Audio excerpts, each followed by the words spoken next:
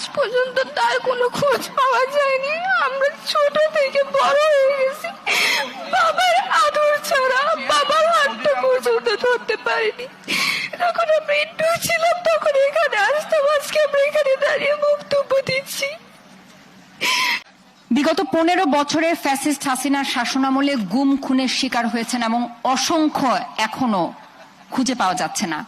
সন্তানরা বাবার খোঁজে আছেন, সন্তানহারা মা সন্তানকে দেখতে পাননি, এমন অনেক সন্তান আছে যারা বাবার চেহারাও দেখেননি এবং আজও তারা জানে না তাদের বাবারা বেঁচে আছেন কিনা। আমাদের সাথে এমন ভুক্তভোগী পরিবারের সদস্যরা যুক্ত আছেন।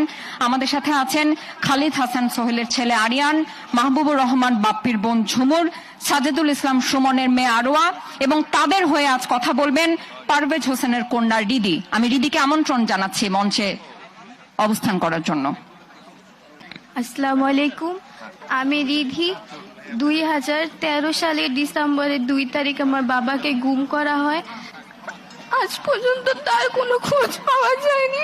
আমরা ছোট থেকে বড় হয়ে গেছি, বাবার আদর ছাড়া বাবার হাতটা পর্যন্ত ধরতে পারিনি। যখন আমরা একটু ছিলাম তখন এখানে আসতাম, আজকে আমরা এখানে দাঁড়িয়ে বক্তব্য দিচ্ছি। পরীক্ষা শেষে সবাই সবার বাবার সাথে খুঁজতে চাই, আজকে আমরা বাবার ছবি ধরে বাবাকে খুঁজতে আসছি।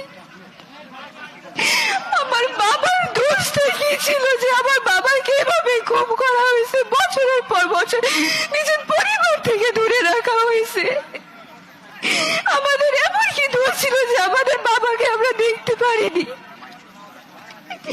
আমার বাবাকে ফিরিয়ে দিন, আমরা আপনাদের কাছে কিচ্ছু চাই না। আমরা অনেক কান্না করছি, এখন শুধু আমরা আমার বাবাদের ফিরিয়ে চাই, বাবার হাতটা ধরতে চাই। বাবা এখন দেখতে কেমন এটা আমরা কেউ এখন জানি না।